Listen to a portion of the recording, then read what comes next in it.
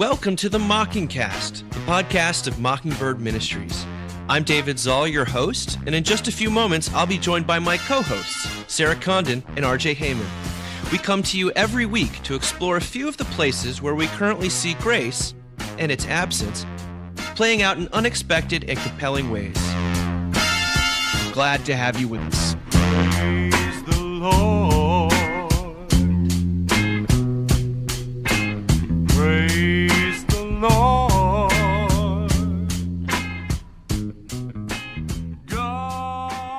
Well, the end of May is upon us, which means that we have to go into NPR mode for just 2 minutes here and say that this is the time of year, always, and of course, during Corona, it's extra urgent, where we appeal to listeners to help support this work. I feel like we've been very well received, having gone to weekly frequency, which is, it's a lot of work, but it's been a joy, especially to hear from so many people.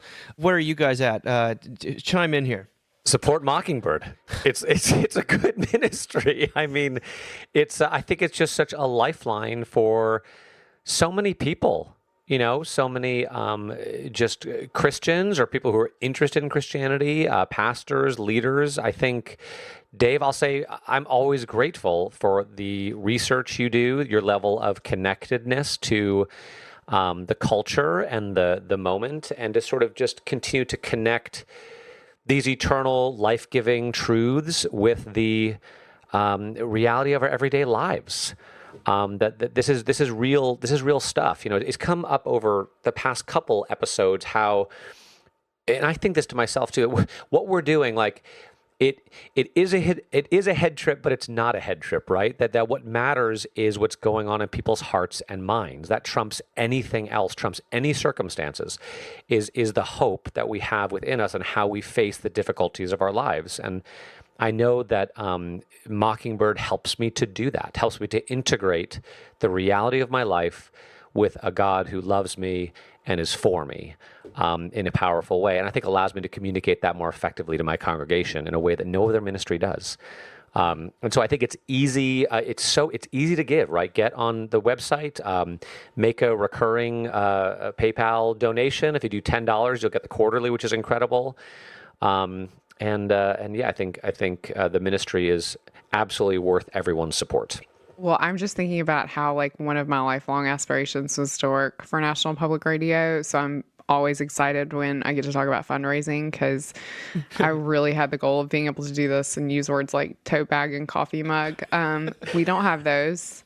But what we do have, and I feel like I say this a lot, but I'm okay with that, is a ministry that I feel like I just don't think there's another ministry out there that touches the huge, wide swath of humanity from left to right the way that this ministry does. Yes. The ability to be able to talk about the fact that you've been given freedom and what does that freedom look like, and that we get to do it week after week, and that we don't do it by saying, here's what's wrong in the world, right, as Christians, and we're going to judge it and separate ourselves from it. We see God's mercy and grace over and over again in the world around us, and we see it in all types of people, and I think that's what makes this ministry really compelling. And so, if you want to give to something that isn't out to divide people, give some money to Mockingbird. Gosh, well, that's very compelling. I really have been stunned by how many people have mentioned that Mockingbird seems to be basically made for a time like this, and it's not. And I think sometimes what people mean is because you're online and you have platforms and channels and stuff like that. But the reason I think that's really being said is the message that we talk about, which is that people need help and that they're in pain and they're broken and they're guilty and they're all sorts of suffering is so real, and that God is active in the world with grace and mercy and forgiveness. And that I think really speaks to a time when so much agency has been taken from people and there's so much fear. So I hope that that's come across. It does cost something to do what we do. So if you want to give, please consider it. And I will read this wonderful note that we got from Allie up in New Hampshire. She wrote, "Dear Dave, RJ, and Sarah, thank you so much for your podcast. I've enjoyed it for several months now, going on a year, but have started to rely on it more and more in these quarantine times. On some days, it feels like I am escaping to the basement to enjoy a clandestine beer with old friends. Increasing the frequency of the broadcasts has been a godsend. I'm especially thankful for the permission granted by Sarah in the Karen episode to let go of the parenting guilt over homeschooling, screen time, and insert here the number of other failures that now seem amplified. This reassurance saved my sanity and readjusted much-needed expectations in our house. Regards, Allie." Praise Make God. make it a White Claw, Allie, and we'll be there. Yeah, Amazing. This podcast brought to you by White Claw. No, that's amazing. I'm so glad that this has been a lifeline for her. And I have to say, like, we get these emails like a couple times a week right now. And it's really powerful to hear from people and to know that this is actually like making a connection. So yeah. Thank you for listening. Yeah. Yeah, keep My the gosh. encouragements coming, or the questions, or the barbs, as it were. We love to hear from you, and it's a privilege, in the midst of so much chaos and stress. Getting to do this is a pleasure for us, and that other people get something from it is just a real Thanksgiving for me personally. And of course, I get to hang out with my two dear friends. So pitch over. You can go to mbird.com/support and figure that out. But let's check in. What's going on in Sarah and RJ land? Well, our kid, as the listeners may know, broke his arm twice this year in 3rd grade, and he just got his cast off like an hour ago. And I'm just thankful. We're so excited. It's funny. It's like last week it was her birthday and we were all getting geared up for that collectively. And this week it was like Neil's going to get his cast off. So we're all getting geared up for that. I got like a blow up pool for the backyard because I feel like we've been in a hospital, so no one should get anywhere near us for a while. And the kids are going to get that this afternoon. But I don't know. It feels like, because there's just less of everything right now, that these like family moments that felt honestly a little burdensome and like one more thing I had to do are actually like things we can collectively gather around and get excited about. And I'm really thankful for that. So yeah. Blow up pools. Yeah, man. They're great. It's Texas. Yeah. Woo! It's been a big week in the Heyman household. A lot of it revolving around my oldest son, Jackson, who turned 18 on Wednesday, kind of, became a man. He's a man. And then yesterday, Thursday, he graduated from high school, and it was really sweet what they did. It was a drive-by graduation. His school has this sort of long driveway with a circle at the end. And so, families came through in cars, and the teachers lined the streets, and they were holding signs, and they gave away gift baskets, and a lot going on. Birthdays, celebrations, moving. That's so much, RJ. It's a lot. It is a lot. But I think we're doing okay. We're hanging in there, and just taking like one day at a time, because what else can you do? Yeah. It's like we will make it one foot in front of the other by the grace of God. And so just thankful. I'm thankful. Dave, how are you guys? Well, this afternoon, I'm a little bit of a cloud over my head, just because we found out that what we knew was coming, but that my son's overnight camp that was in July is not happening. Mm-hmm. And that's just, we kind of tried to be preparing him for that. And it looked like at one point that there was a chance they were going to do it with some, new strategies and things like that. But I was hoping that he'd be spared that, but it's not happening. It's probably for the best, but who on earth knows? So I was reading someone today saying that, like, we're whatever 8 weeks into the corona quarantine, and I'm more confused about this virus than ever before. Yeah. Like what's permissible, what's not, and the skepticism sets in, and then the fear, and then you just sort of toggle between all these things. But overall, I feel pretty happy. As I've detailed on here every single week, my childhood obsessions have been, buoying my mental health and spiritual life throughout this time, and this week's going to be no exception to that. Do you guys like Calvin and Hobbes? Yes. Oh my God, I love Calvin and Hobbes. It was like my favorite thing when I was a kid. And now I love it because I literally have a kid that has a lion that follows her around in her brain all the time. And like, you got to read the article, but I have to say, when I was reading it, I was thinking about how like the other night, her lion that she has was like literally perched around her head like it was holding her to keep her safe. Yeah. And Josh is always the one that, takes her to the potty before we go to bed later. And so he came in, he's like, you got to see this. And I came in to see it, and I was like, maybe we're the ones that are wrong. Like, maybe lion's actually real and like actually does protect her, I love Calvin and Hobbes. It's amazing. RJ, you're Calvin and Hobbes. Oh yeah, we've got a little Calvin in our life. My wife and I joke. One of our favorite moments of every day is just the first thing that's going to come out of Marshall's mouth when he wakes up. One day he wakes up, he looks at me, he goes, "Dad, I don't like hot sauce." First thing, or he wakes up, "I need a Darth Vader mask." Today, my wife got up before he did, because she had so much work to do. And then she came back into the bedroom when he woke up, and he was like, "Oh, Mom, I'm so glad. I thought you were dead forever." Oh my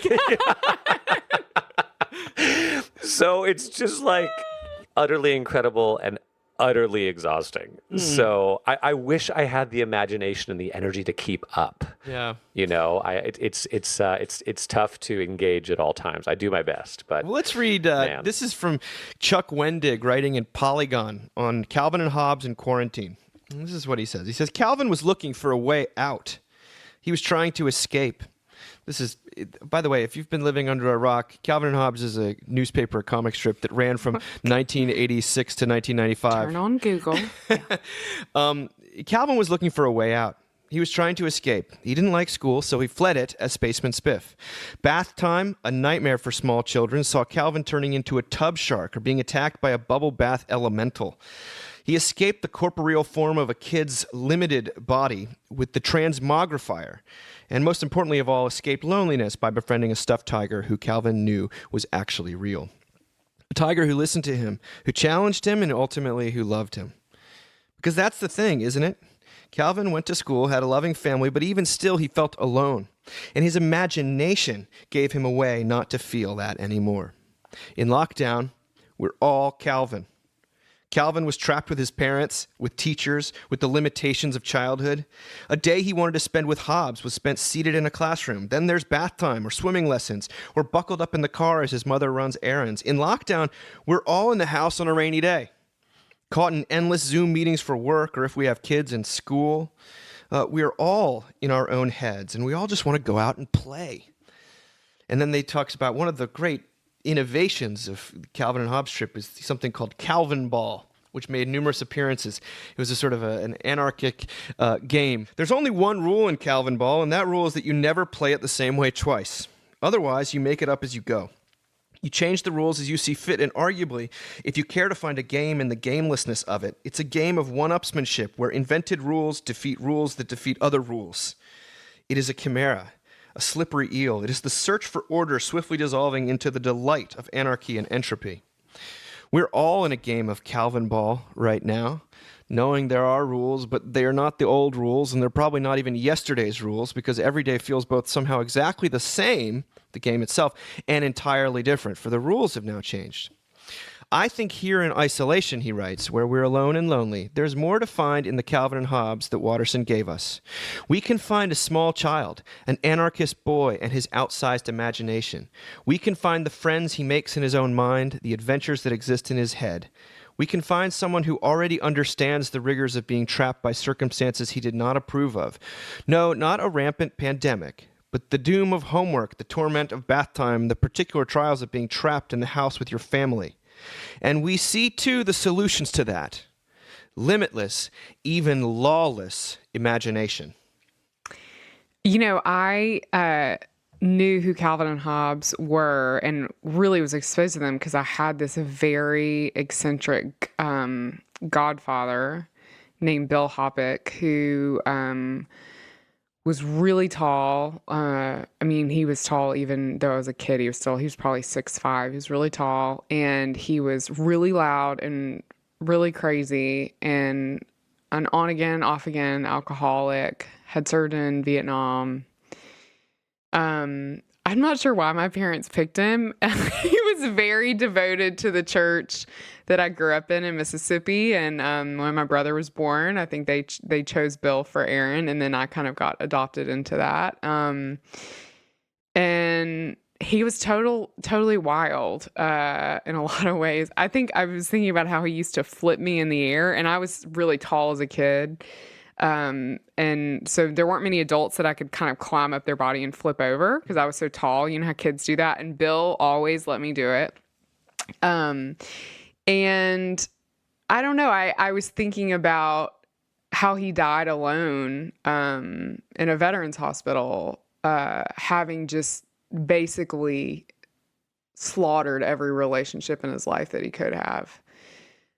And, including his relationship with my parents, but just with everyone, with his ex-wife, with everyone. And I don't know. I guess it's weird. I was thinking about how sometimes when we have those people in our lives, it can feel like not redemptive or something, and what a gift it was for him to like give me Calvin and Hobbes as a kid. And actually, I was thinking about how I haven't, even though I'm legitimately raising a Calvin and my son in so many ways. And I wrote a piece about boys for our website that a lot of people read. And I remember thinking about Calvin as I was writing that piece. And also, we have this daughter that totally has a magical relationship with a lion that she thinks is real. I don't know. There's some redemption for Bill Hoppick in that like I need to share this stuff with my kids. I don't know. That's really personal, and I'm not sure it's like applicable to anything. But so wait, did he give you Calvin and Hobbes? Yeah, he was the first person. I wouldn't have known what Calvin and Hobbes was without him. He gave me like a giant book of Calvin and Hobbes. Oh my gosh! So I missed that part. Yeah. Yeah. So anyway, I that's kind of what comes to mind. It's like funny to read Calvin and Hobbes now because I just see Bill, you know what I mean, in so many ways, like this kind of lawless, wild guy. Sorry, that was sad. I don't know. It's just what it makes me think of. No, this is where it takes us. Calvin and Hobbes is for a lot of us does I think touch on that inner child that. Yeah, our inner Calvin, and and he was so wounded, I mean, the character of Calvin is deeply he does have that thing where he kind of just wants to be by himself, and I know a lot of little kids like that, and we kind of, it's funny, I feel like little kids used to be left alone more about wanting to be alone. And now, because we're anxious about every single thing in our child's lives, we're constantly worried that they don't have enough friends and they're not, they don't have enough people around them and they're not doing enough and they're not, in a way that no other generation of parents has ever worried before. I think it probably would do parents a lot of good to go back and read some Calvin and Hobbes and realize that this kid was like pretty happy in his own little world. RJ, where are you at? It's funny what you say, Sarah, about leaving kids alone who want to be alone. Like, Marshall never, ever wants to be alone. He always wants to be with somebody. Another thing he did yesterday, it was kind of a hard day for him because he was in the car a lot. He didn't get a nap. He didn't eat particularly well yesterday. And as I think my wife said to Dave's wife when she was having boys, she said, boys are like dogs. You got to run them, feed them, and sleep them, or they go insane. And yesterday was a day when he didn't get any of those things. And so we got home, and on the way home, he's like, I'm going to run away. I'm running away. I'm like, okay. So we get home, we open the car door, and he runs 100 yards down the sidewalk and just sits down. He was just done. I tell that story. Dave, as you were talking, I never realized that Calvin, yeah, he was an only child. He was an only child, right? As far as we know. And as far as we know, and two of the members of the Mockingbird Holy Trinity, Weird Al Yankovic and Fred Rogers, were also only children. And Marshall, to a certain extent, is going to end up kind of being like an only child because his next oldest sibling is 12 years older than he is. We've talked about that, and it worries us a little bit for ourselves, honestly, because we're like, oh my God, he doesn't have a playmate. What are we going to do? But thinking about Calvin and Hobbes, thinking about Fred Rogers, thinking about Weird Al Yankovic makes me more hopeful. You know, not that there's anything wrong with only children. I'm a little worried about him, and he does have a big imagination, and it'll be interesting to see how that all pans out. But there was some comfort in that the kids do. They make their own fun, hopefully, God willing. They get into trouble too. I think that loneliness and imagination get such a bad rap. And they used to be completely normal fixtures of childhood, you know? And now we all feel like we have to, you know, like entertain them and be, I don't know, it's just fascinating to me. I mean, like when and also when we think about some of the great thinkers, you know, and most creative people we know, you know, they all had a sort of lonely, imaginative childhood. I mean, I don't know, there is a lot of, I think, grace for only children. I hadn't really thought about that in this Calvin and Hobbes stuff. Well, you know, I just mentioned my grief about summer camp getting canceled for my son. And one of the things I was excited about was this sort of, you know, having friends and the social, emotional time of summer camp and the outdoorsness and basically part of the Calvin and Hobbes experience, but not the lonely part. And they've all gotten a heavy dose, at least, even though I've got 3 boys, and they've spent a lot of time with each other. They've also gotten a lot of alone time during this, and maybe it's not something to grieve to the extent that I feel like I have grieved it, because I do have one child who goes outdoors for hours at a time and says, "I'm doing my imagination. Don't bother me." Oh my God, I love that. I do, and it's is that the middle one? It's the middle one. His name's Yes, he's my heart. But the oldest one, you know, shoots baskets forever, and he's thinking about Michael Jordan, you know, and he's in his imagination, and he can't do it with his friends. Yeah. And so I wonder about that. You know, one of the great things about Calvin and Hobbes and Bill Watterson in general is he located not only the childhood as being all being sort of inner children in a way, because Calvin would sometimes speak with a college education and sometimes not, but the inner life, the interior life is where we live. And sometimes that means we're extraordinarily sad, but can also be where we find solace and love and comfort. And, you know, as a Christian, Jesus seems to be very interested in the eternal life. When we always talk about the Sermon on the Mount, and he's equating internal motivation with external action. There's an attention to that I think it was Hannah Arendt once said that St. Paul, his great, when he wrote Romans 7, and he says, the good that I do not do, and that which I hate doing, that I keep on doing. She said he basically invented his great discovery was the internal person and at war with oneself. And that was not an Aristotelian idea. That was not in classical literature, that there was an internal life that had a dynamic to it where there was conflict. And I think of Calvin and his world and the escape, but also where he's working things out. And last week I went on to some riff about how everything in life, so much of life is psychology. And this is part of what I meant. I think that the interior is trumps the exterior so much of the time. And, you know, I feel like I field criticism often about things I've written that we're not focusing on external solutions as much as internal ones. And you want to say, well, there's a lot of people that are dealing with the external solutions. I happen to think that the internal ones are more pressing. Honey, if people dealt with internal stuff more, our external would look a whole lot better. Well, let's talk about the personal. Yeah. Can I go? Yes. Go on a rant. I have a little bit. This is a quarantine specific rant, and this is for all of the mom forums I'm on in Houston, where mamas are getting on there, and I know y'all mean well, and you're saying things like, "I'm so worried, y'all. This This has been really hard on my kids' mental health. I'm so worried. They haven't seen their friends, and I just don't, we've got to ask bigger questions about their mental health. I know you're sick of them and you want them to go to summer camp. And you might actually be worried about their mental health, but I know you're sick of them and you want them to go to summer camp. And listen, maybe summer camp will stay open in Texas and you can send your babies there. But I just need to say it's driving me a little bit crazy because maybe you actually are that worried and you don't need to be. You do not need to be that worried about your child's mental health right now.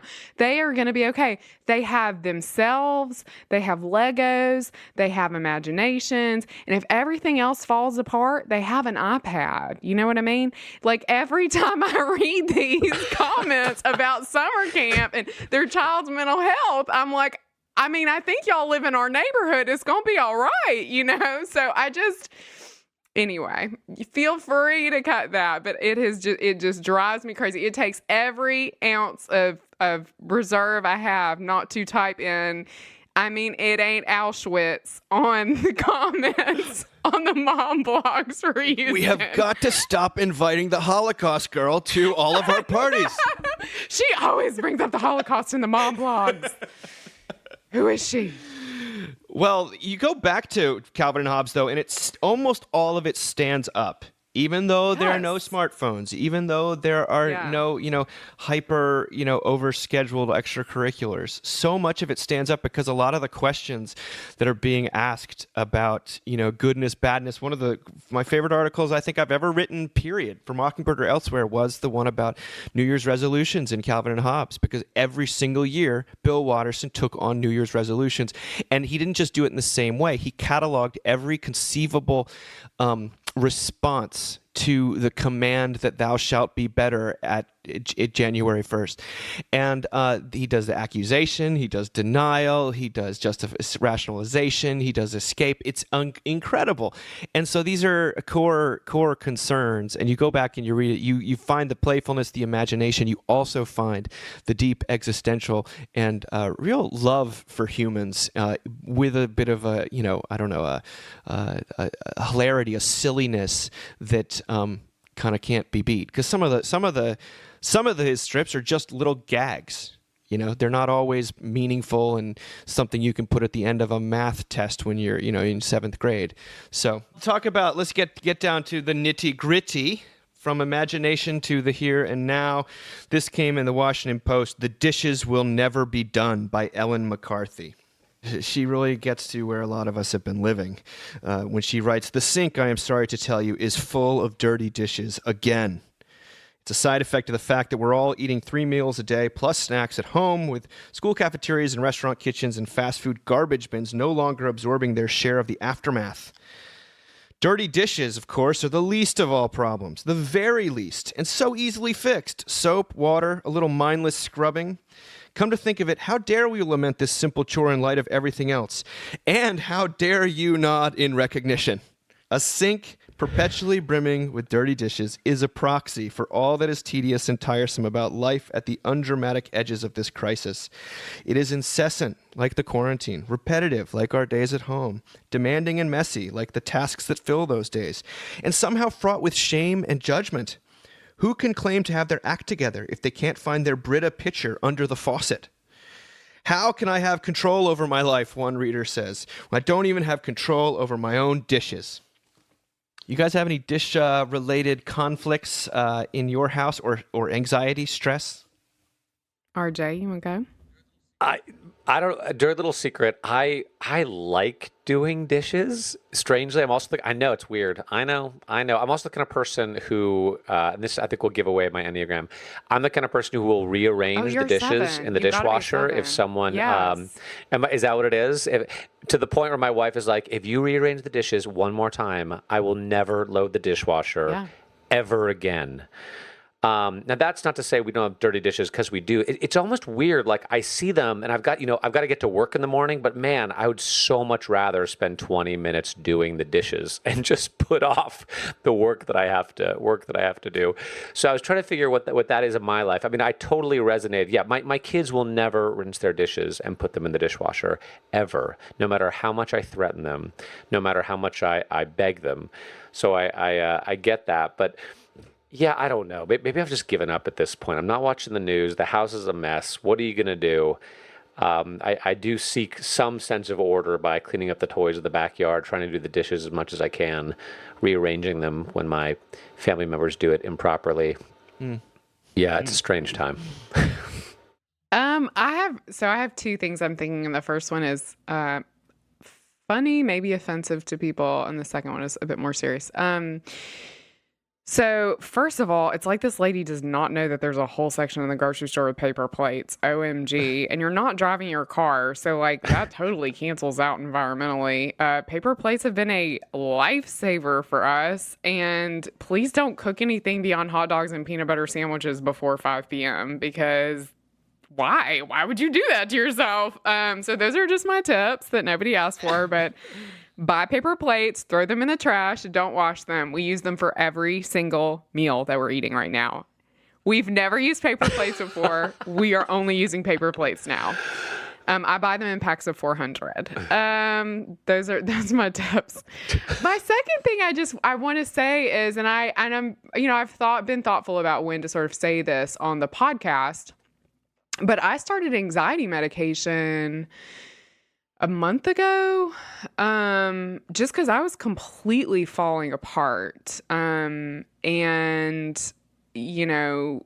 for me, household work was a kind of a big indicator of that, because it just felt so overwhelming and exhaustive, and like I had to do it all and I had to stay on top of it, and I don't know, all those kind of heavy things. And I've said on here before that I've struggled with anxiety and have thought about medication before, and it has been awesome. So I highly recommend, if you're someone in the midst of this who's really struggling with this stuff, I think we could all be on a low dose of anxiety medication right now, but I feel like any stigma that's out there, I'm happy to speak against.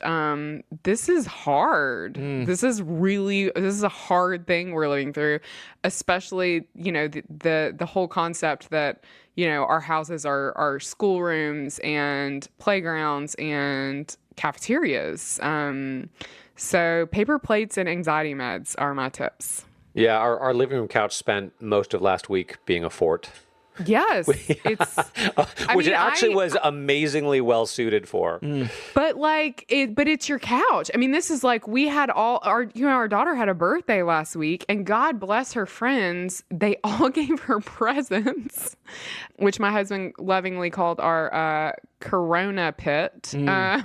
But we disinfected her birthday presents and let her open them. But you threw them in the fire, in the microwave. Our living room was so full of toys, and Josh finally looked at me and he's like, "We're running a daycare. You get that, right? Like, that's what's happening right now. Is it's also a daycare, our house.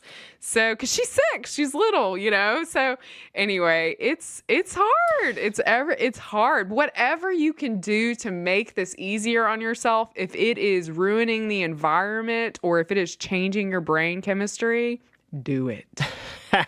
I could not be more with you about the paper plates thing. Talk about a true game changer. I was like scouring the article. I'm like, do these people not know about paper plates, or is this the Washington Post and they're not even allowed to put that word in print? Like, which one? I'm gonna tell my wife she's not allowed to listen to this episode. Skip the entire part about paper plates. Let me say this though. Don't engage. What struck me is one of my favorite books, and a book to live by is The Righteous Mind by Jonathan Haidt, and in trying to illustrate self-justification in relationships, he has this incredible story about how he forgot decided not to do some dishes, and that he said, or not to leave dishes somewhere, and his wife asks him why he didn't do it, and he says, before she had even finished asking the question, I had already come up with several rationalizations as to why I didn't do it. The truth was, I just decided I didn't do it, and I knew I should do it, and I didn't. And there's a real gut level to that. And for me, in my own life and marriage, because I do a lot of those, I do a lot of the laundry and the dishes in our house, because different people have different giftings, but I almost can. It's very hard for me to not want a thank you or some credit or some totally. acknowledgement. 100%. And it's I often get from the brilliant person that I'm married to, rightly responds, if I knew that I was going to have to have this dramatic display of gratitude every time, I would rather you just not do the dishes in the first place, because that feels like I'm paying for it with this cost, and then if I don't thank you in the right way, you're resenting me. And I get where she's coming from, and yet I find myself having a really hard time still, years into marriage, not keeping score. And dishes, one of the reasons why we live it again. This is where the rubber meets the road in lots of different relationships. I think is we keep score, and the dishes are a great courtroom. They're a great, like, I did that, so you got to do this. Or there's a how can you say that to me? Don't you know I just vacuumed? Or I don't know what it is, but I know that if we really believe that self-justification is a core human drive, and it is an enemy of love, well, then the dishes in the sink is often the venue where that plays out. So that's why it's actually not a small potatoes at all. It's a big deal because it triggers people's defenses and their credit seeking and their guilt. Scorekeeping. Yeah. Their scorekeeping, right? It does, but I think what I want to say, because there was actually a really fascinating interview yesterday on Fresh Air. I can't remember who it was with, but a lot of research around the fact that women are picking up. We were already doing a lot of this in many households, a lot of the sort of domestic stuff. Mm-hmm. And now we're doing that, and we're working from home. And, there was a really interesting, this woman had done an interview with men who are married to women who are kind of frontline, doctors, nurses. And she's like, it's more than just that these guys are having to like tuck kids in at night, read to them, and do all these things. She's like, they're having to learn what size clothes their kids wear, which is really fascinating, right? I just think we have to give each other a tremendous amount of grace. I think that's really interesting information and helpful information. I also think it's information that can really lead to some marital fights after having listened to public radio. I am doing a lot of the domestic stuff around our house. My job is not as demanding as my husband's, but I don't know if I've said this on here before, but the thought that has really helped me, so maybe it'll be helpful, maybe not, but is like, I didn't expect to be homeschooling right now, but my husband didn't expect to be running a church like from home. Like, no one is doing things the way they want to be doing them. So a real genuine spirit of forgiveness and grace is like, I just think it's like the only way we're going to get through this as married people. Does that make sense? Oh, totally. Because there was another article last week about how in Japan, the men are at home for the first time basically ever. Yeah. And it's creating all this tension because the wives say they want their help, but then in practice, they don't seem to actually accept it. They're bad at it. And that's not how we fold dish towels. If I know men, I know that that's a common thing you hear from guys. You're like, I'm willing to help out, but she's so controlling that I'd rather not do it. Right. In the first place. And then you get into the inner game of tennis. And all of a sudden, you're on your knees praying. You're on your knees praying, which is our next article, The Science of Prayer, in the Wall Street Journal by Elizabeth Bernstein. She's giving us an overview of prayer as sort of, because so many people are praying right now in the midst of a pandemic. Is there any kind of research that backs up prayer? And she continues to... She says they quote research that has been done that prayer has similar benefits to meditation. It can calm your nervous system, shutting down your fight or flight response. It can make you less reactive to negative emotions and less angry.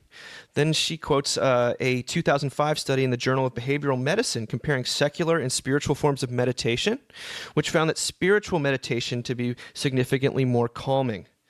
They describe it like this. Imagine carrying a backpack hour after hour. It will start to feel impossibly heavy, but if you can hand it off to someone else to hold for a while, it will feel lighter when you pick it up again. This is what prayer can do, says Amy Wachholz, who was one of the people behind that study. It lets you put down your burden mentally for a bit and rest. But then they get to a very interesting finding for our purposes. Not all prayer is created equal, experts say. A 2004 study on religious coping methods in the Journal of Health Psychology found that people who approach God as a partner or collaborator in their life had better mental, physical health outcomes, and people who are angry at God, who feel punished or abandoned, or who relinquish responsibility and defer to God for solutions had worse outcomes. It's similar to the way a loving relationship to a partner brings out the best in you, says one doctor, the lead researcher on the study. Then it gets into something. Miss Bernstein actually conveys an example of prayer in her own life. She said, "I turned to prayer one day last summer, one of the worst of my life. My father, who had suffered a heart attack and a stroke a few weeks earlier, had a cardiac arrest in the hospital one morning. I have never been someone who prays much, but as I paced the hallway outside my dad's room while doctors worked for 4 long minutes to jumpstart his heart, a nurse asked if I wanted to pray. I told her I did, but wasn't sure how. She took my hands in hers, bowed her head to mine, and began praying out loud for both of us. Dear Lord, we ask for your support." The medical staff was able to revive my father. He was intubated and rushed to the ICU, and a doctor explained that my dad was not out of the woods. So I went down to the small chapel at the hospital and called for a chaplain. A pastor arrived. He taught me the Serenity Prayer, then recited it with me until I stopped crying. God grant me the serenity to accept the things I cannot change, the courage to change the things I can, and the wisdom to know the difference. When we finished, I felt stronger. Now I return to the Serenity Prayer again and again. Great article. It's funny. We were just at the Children's Hospital today with my son, with the cast. And there's no weirder place to be in a pandemic than a children's hospital because the contrast is so sharp because everything's super, super cheery, but everyone's like in a mask and and your temperature's getting taken and, you have to scan your phone and basically sign an affidavit. It's a very intense experience to go into a hospital and especially children's. But we got up to our floor and all of the usual sort of entertainments that we depend upon were gone. So the books were all cleared out. The television was off, which was weird. I think they wanted to discourage you from sitting. And so I was looked around because Neil is a child that wants to have something to Calvin. do. And yeah, Calvin. And I was like, let's go look at the tropical fish. Because we love fish. We have a fish, confetti egg condon. And we walked over and looked at the fish. And Neil said, Mama, I think that fish is dying. And there was this fish in the corner of the aquarium that was flailing. And the other fish were coming over and poking at it. And one of them started to nip at the tail of the fish. And it was for sure. And it would kind of get up and hop along the rocks and then go back down. It was incredibly sad to see. And my first thought was God, what in the hell are you doing? You know what I mean? We've gotten to a children's hospital in a pandemic. It's weird. We just want to go home. And now there's a tropical fish dying in front of us. And I looked at Neil and I kind of halfway was like, hey, do you want to pray for the fish? And he immediately put his hands together and put his head down. And, we just prayed that the fish would die quickly and that the other fish would leave that fish alone. And then we, prayed that the people would come and get the fish out. So, all these sorts of things. And honestly, it made me think of when Andrew Cuomo said this thing early on in the pandemic, he was like basically telling New Yorkers, like, you should stay at home, try to take care of yourselves spiritually. And he's like, I can't help you with that. Do you guys remember this? Yeah. And there were all these like clergy that were like literally put up the video of him saying this and were like, we can help you with that, you know? And I was like, can we? Like, I don't know. Like, is that, I think about talking to Jacob Smith in the midst of this and him saying that, you know, there's a pastor he really respects in New York who's doing like a big conference call and with a bunch of other pastors, and they were like, how can we keep our people encouraged? And he was like, you can't. Like, this is like horrible what's happening, you know? And I think there's part of me that's like, prayer is this sort of like wandering into the darkness, holding our hands out towards the light experience. And that is, for me, very unique to my relationship with Jesus, to just say, I can't fix this. The church can't fix this. We're certainly not going to fix people's problems with spirituality overnight. You know, we're actually not going to fix anything. We're wandering out in the darkness with our hands open, looking for comfort. And that's really what prayer feels like, for me. And we're all in such darkness right now with our eyes, you know, our eyes searching for light, our hands out in front of us. I mean, it kind of later, it made all the sense in the world to me that kind of in the midst of being in a children's hospital where everyone's trying to control everything and it's really high anxiety, and basically what we're all doing is avoiding death, right? Is that we would see this creature die and my kid and I would say, you know, we should probably pray. I love this article. On one hand, it feels so strange to try to quantify and justify something scientifically that's spiritual, but it is, in my experience, unassailably true. You know, that some days I wake up in the morning and the day feels manageable, and then there are other days where the day does not feel manageable. And maybe I'll spin my wheels for a moment. Then I'm like, you know what? Maybe I should pray about this. Maybe this is something that's just beyond me. I need to give it over. And when I do that, and I tell God the truth and what I need from Him, there is some peace that does come over me. And then usually I completely forget that I prayed until I get to the end of the day. And I was like, today was not nearly as horrible as I thought it was going to be. Things actually kind of worked out. And it's just, that's a huge comfort. And I feel guilty for how often I forget just how available God is and how present He is.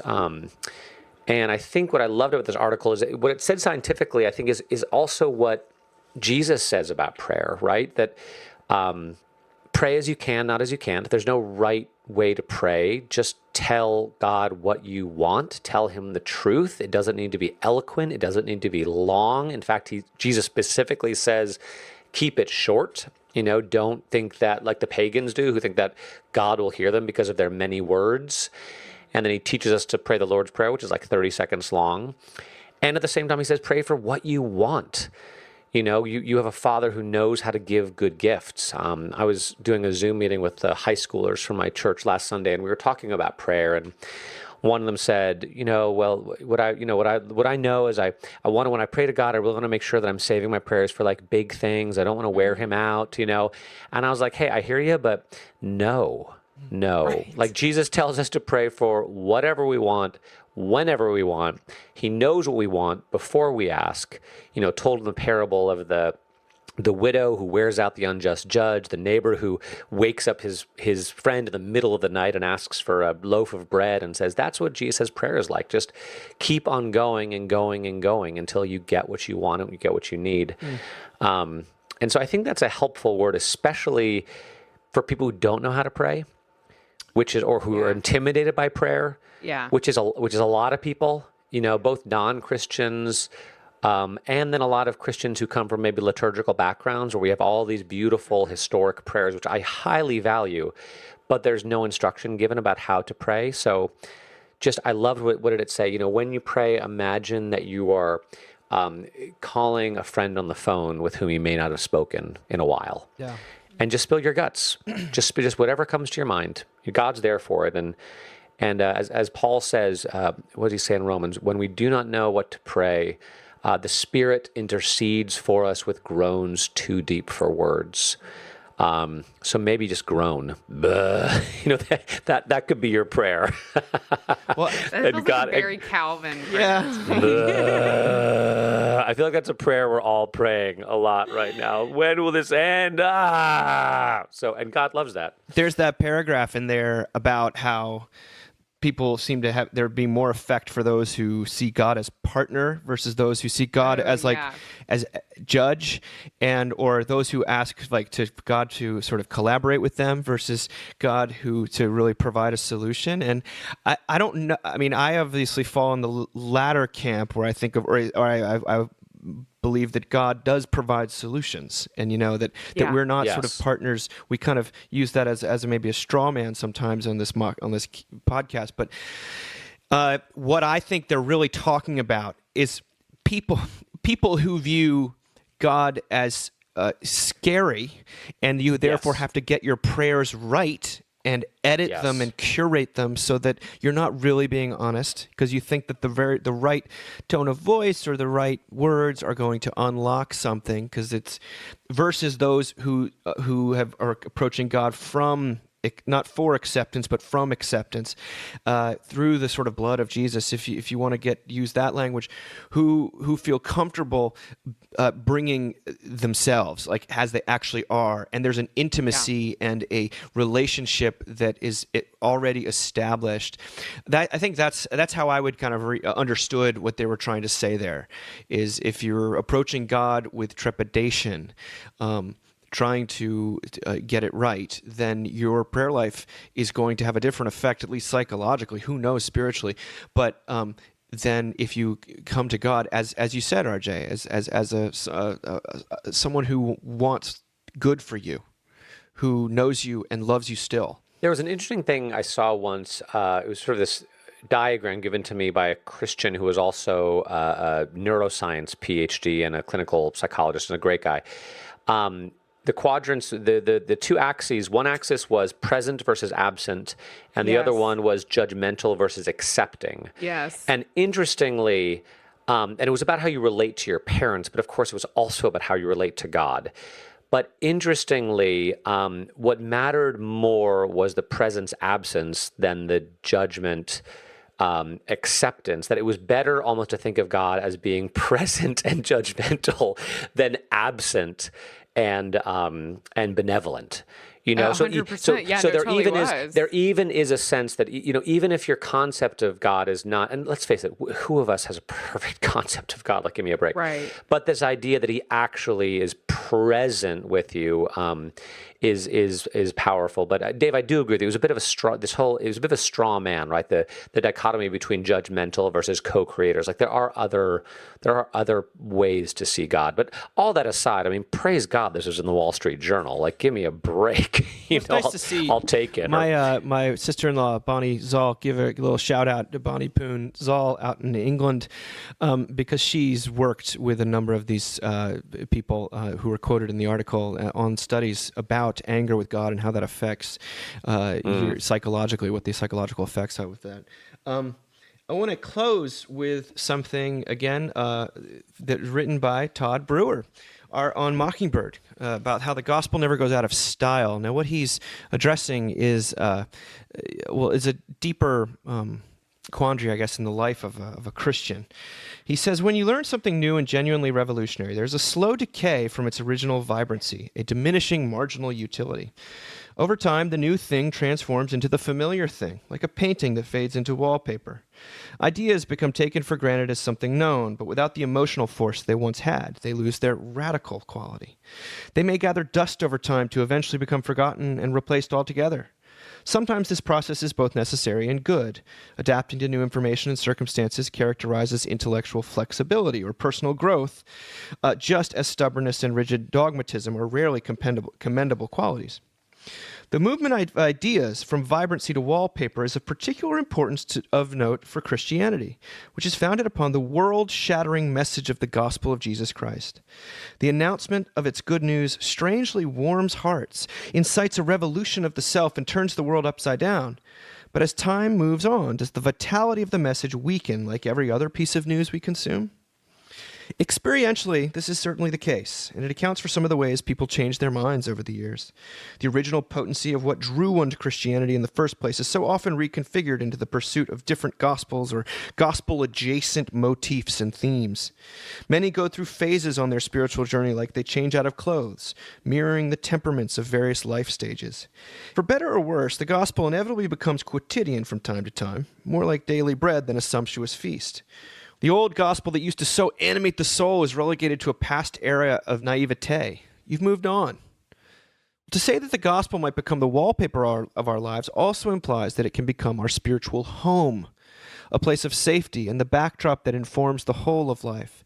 If the gospel feels lukewarm, this is not the sign of personal failure or sin, nor is it a failure by God, our preachers, or the good news itself. Instead, the experience of hot and lukewarm oscillations of the gospel together reflect the slow but deliberate work of God over time. The good news of Christianity is the announcement of unmerited salvation by the event of Jesus' death and resurrection. The reception of this grace through faith is not merely the gateway into Christianity, but the essence of Christianity itself. This grace is the lens by which we are always understanding ourselves and the world around us. So we return to the gospel again and again in hopeful expectation that it continually renews and refreshes us. Like an old pair of blue denim jeans or Air Jordans, it only gets better with age, never really goes out of style, and always fits just right. I loved this. Tell me why.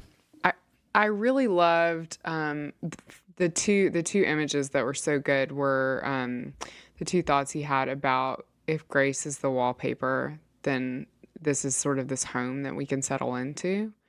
I think is really incredible. And also just the way he talks about maybe our relationship with the gospel and how it can feel lukewarm and then feel hot is the way, I mean, he doesn't use the word, but it almost feels like the way that sanctification happens, right? Yeah.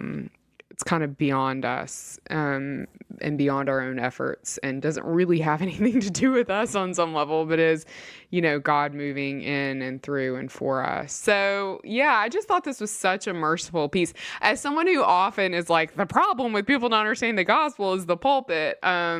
It was really like, as someone who's in a pulpit, so maybe I need to listen to this before I talk, comforting to me to hear Todd say like, maybe that's not what this is about, So yeah, I thought this was great. It resonated with me too. I've been I don't know why this has come up in my own thinking, but I've just been thinking about my past and thinking about it was right around 17 and a half years ago.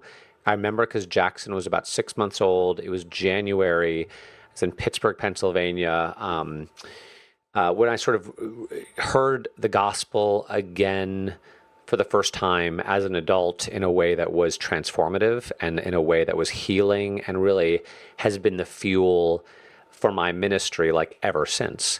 And it was definitely like the law gospel paradigm, right? It was a class with your dad, Dave, on Galatians. And yeah, not your dad, Sarah. Thank you. Thank you, Mr. Taylor. We appreciate it. You were learning about soybean farming. Okay, go ahead. That's right. Yeah. And for a few years after that, it was kind of red hot. It was like everything was law gospel. I started a law gospel Bible study in seminary. And then when I was in youth, I was in youth ministry then. And so I was trying to do a high school law gospel Bible study. And like sometimes it worked and a lot of times it didn't. And I have all of those same convictions now, but it does, and don't get me wrong, I'm still very excited about the message I proclaim, but it does feel more like wallpaper than it does like the gorilla in the room or the elephant in the room, but in a helpful, healthy way where I feel like it's now become the foundation of my ministry in such a way that I don't have to be so explicit about it all the time and just kind of live life, minister to people, preach, do pastoral care, whatever it is. And that's the base level theological understanding, but I don't have to prove it all the time. And I don't have to be, I don't feel like I have to be against anything. I don't have to preach against anything. I can just talk about what I'm for rather than what I'm fighting. And that's nice. I think of the phenomenon of, well, we talked about it, I think, last summer, the phenomenon of deconversion and deconstruction that goes on in sort of mainly post-evangelical circles. And there is a sense in which if you are at all lukewarm on anything, then you cannot be a Christian. Like it's. I shall vomit you out of my mouth. You're full on or not at all, and there seems to be much more room, for example, in the Roman Catholic tradition, for people to just be a church going, not constantly in a state just of on fire. There, I envied that at the time. There didn't seem to be any kind of permission to be anything but 100%. That's why you get all these articles about doubt is so great, because a lot of people were told that they could, if they doubted ever anything once, they were sort of toast. And clearly that's not but then you thrust people into this sort of soup of doubt being good, which is clearly not true to human experience either. So I loved what Todd had to say, because I also, in the back of my mind, I remember hearing someone justify their apostasy by saying that, I don't trust anyone who doesn't change their minds occasionally. And I was like, that on the surface, I was like, that's true. But I also don't trust anyone who changes their mind constantly. And there are some things that are larger than you are, and that you're caught by rather than you catch, like that exceed you needing to assent to them in any particular way all the time. So there's an eroticism that I think Todd is pushing back against, which I find to be truly comforting. Just in this state of, it allows for fluctuations of mood and geography and circumstance and all these things which are true to life that don't invalidate the gospel somehow.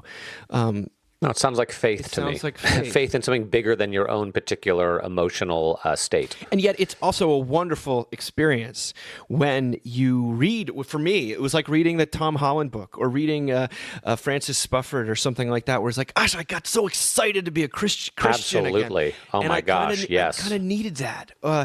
Yes. Or I watched, whatever it is. I read Buck.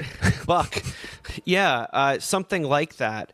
And I just realized, wow, I got that feeling again, like I was 17 and urgency. The urgency. So I do, and that's the hard part about word. being in the professional side, on the pulpit side of this, is that there's almost like you can't really escape needing to re-engage your heart and be in tune with what's really going on and where this is really touching down. And sometimes, because if you're just feeding people what you think they should hear, then it's going to ring false. And yet that's when we talk about prayer, that's my constant prayer. It's like, set me back on fire. Put something in my out of the blue, some sort of surprising grace that will, like the baseball card story from last week, that will reignite the flames that are at embers right now. The embers are okay, but God puts those Light things. the fire in my soul. Oh, Lord, I just lit something. Sarah? Let's put it out. Does someone have a bucket of water?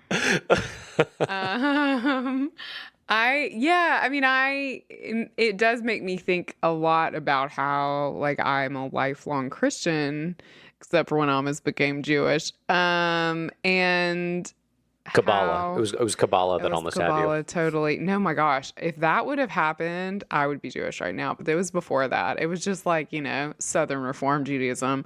But, the way Moses intended. Right, exactly.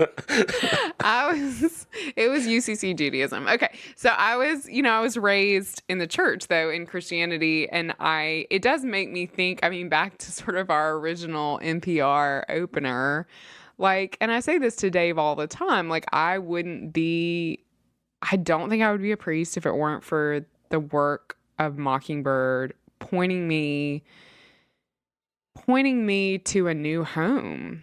If we use that metaphor, really pointing me to a new home and saying, actually, you can be in this place that has this like grace-filled wallpaper, and you can rest and you can believe that this message actually will save people's lives, right? I mean, Dave, I love what you said about the prayer stuff, because I do think it's a little dangerous sometimes when we're like, you know, when we don't believe that our prayers can actually change things. That always makes me a little nervous. Like you can be in this home where God actually hears your prayers and cares about them, you know?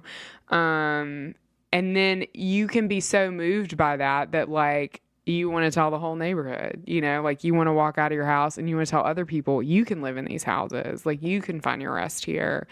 So, I mean, I think it's such a beautiful way of thinking about what this message means, because I totally identify with what Todd writes about, as we all do, where, you know, there have been seasons in my life where I'm like, what is this even? Is this even? What am I even?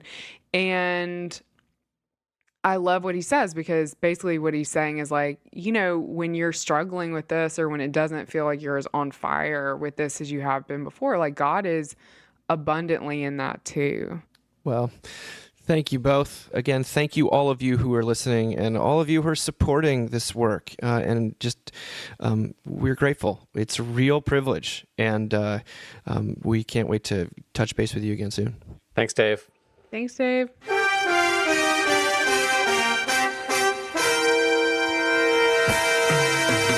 Thank you for listening.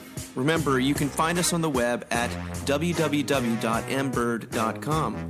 And we'd always love to hear from you at info@mbird.com. Audio production for the Mockingcast is provided by the Narrativo Group, and if you like what you've heard, please do drop over to iTunes and leave us a rating and review.